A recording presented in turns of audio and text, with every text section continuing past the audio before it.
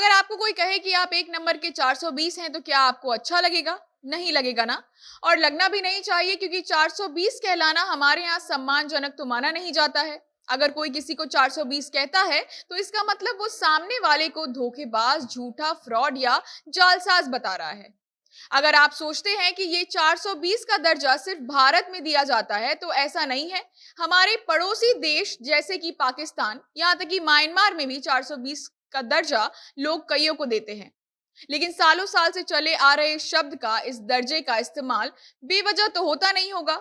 कोई तो कारण जरूर होता होगा, वरना लोग ये भी कह सकते थे कि तुम 320 हो क्या, या फिर 420 की जगह 240 हो क्या। लेकिन ऐसा हमने ना कभी किसी को बोलते हुए सुना है, ना ही हमने किसी और को बोला है। तो क्या आप जानते हैं कि भारत के धोखाधड़ी, जालसाजी करने वाले सभी लोगों को 420 का ही दर्जा क्यों दिया जाता है? अन्य देश जैसे कि पाकिस्तान में भी इस शब्द का इस्तेमाल इसी कारण से क्यों किया जाता है? तो बताएंगे आपको 420 से जुड़े फैक्ट्स। लेकिन उससे पहले नमस्कार, मेरा नाम है शांभवी शर्मा। आप जनता जंक्शन का स्पेशल सेगमेंट क्या आप जानते हैं देख रहे हैं। आज के समय में इतनी 420 बढ़ चुकी है कि क्या बताएं। पुलिस के साथ 420 मत करना, वरना पछताओगे। हमें 420 समझा है क्या? 420 को तो हम एक बार में पहचान लेंगे, और क्या तुम 420 हो?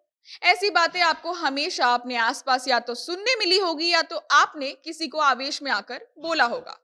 और हर बार 420 तो रहता ही है, अंक कभी बदला ही नहीं। लेकिन क्यों यही अंक धोखेबाजों के लिए इस्तेमाल होता है, इसका असली कारण आज आपको विस्तार से बताएंगे। तो 420 नहीं करनी है, और पूरा वीडियो अच्छे से देखना है। किसी भी विवाद में आपने अक्सर लोगों को यह कहते हुए सुना होगा कि तुमको तो हम 420 के लिए अंदर करवाएंगे, यानी कि जेल के अंदर करवाएंगे। तो असलियत में बिना वजह ही नहीं 420 अंक जालसाजों के लिए इस्तेमाल किया जाता है, बल्कि बकाया इंडियन पीनल कोड यानी कि भारत के दंड संहिता में इसकी मान्यता है। यानी भारत के दंड संहिता में धारा 420 के अंतर्गत अगर कोई व्यक्ति अपने व्यक्तिगत यानी कि पर्सनल लाभ के लिए किसी दूसरे इंसान के साथ धोखाधड़ी कर उसकी प्रॉपर्टी, संपत्ति का कोई भी अंग या फिर किसी बहुत महंगी या बहुमूल्य चीज को अपने नाम कर लेता है, उस व्यक्ति के नकली सिग्नेचर कर लेता है, या फिर मानसिक दबाव बनाकर यानी उसे मेंटली टॉर्चर कर उस इंसान की संपत्ति या धन राशि हथिया लेता है, कब्जा कर लेता है, या कोई ऐसी गैर कानूनी काम करता है जिससे कि धोखाधड़ी का केस उसके ऊपर बनता है, तो वो सब आईपीसी धारा 420 के तहत आता है। इसी कारण से फ्रॉड लोगों को भारत में 420 कहा जाता है, और इसके मुकाबले और इसके कारण कई सारे जुमले भी बनाए गए हैं।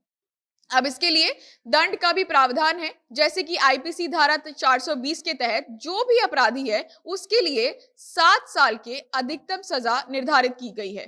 साथ ही फाइन के तौर पर आर्थिक दंड का भी प्रावधान है। इस मामले में सिद्ध दोषी को गैर जमानती अपराध की श्रेणी में रखा जाता है। इनकी जमानत थाने से नहीं, बल्कि खुद जज साहब इसकी सुनवाई करते हैं मजिस्ट्रेट कोर्ट में बैठकर, और सब तय करते हैं कि इसका क्या परिणाम होगा। ऐसे में अगर अदालत चाहे तो ऐसे केस में पीड़ित इंसान या ग्रुप ऑफ पीपल यानी कि एक समूह को समझौता या सुलह करने की सलाह भी दे सकती है, अगर वो मान जाए तो। हालांकि धोखाधड़ी सिद्ध होगा तभी अगली पार्टी सजा के पात्र कहलाएगी। ऐसे में इंसान की मंशा भी देखी जाती है, यानी कि उसकी मंशा अगर पैसे देने के हैं या नहीं है, ये भी देखा जाता है। उसी के साथ अगर आप सोच रहे हैं कि क्या क्या चीजें सबूत के तौर पर पेश की जा सकती है, तो आप कोई दस्तावेज जैसे कि चालान, समझौता पत्र या अन्य कागजात अपने मामले का समर्थन करने के लिए सबूत के तौर पर पेश कर सकते हैं।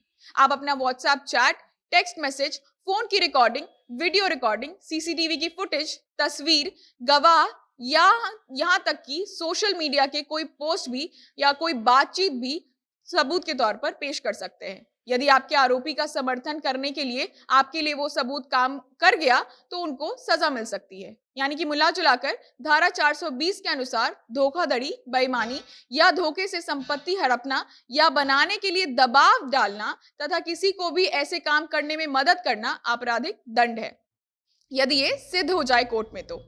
और भारत के साथ पाकिस्तान तथा म्यांमार में भी ये धारा 420 के तहत आती है और उन लोगों पर लागू होती है। तो ये महत्वपूर्ण जानकारी सभी के साथ साझा करना मत भूलिएगा। आप इस वीडियो को अगर फेसबुक पर देख रहे हैं तो पेज को लाइक करिएगा, यूट्यूब पर देख रहे हैं तो चैनल को सब्सक्राइब करिएगा। साथ ही इंस्टाग्राम पर रील्स के माध्यम से खबरों से जुड़े रहने के लिए हमें वहां फॉलो करना मत भूलिएगा।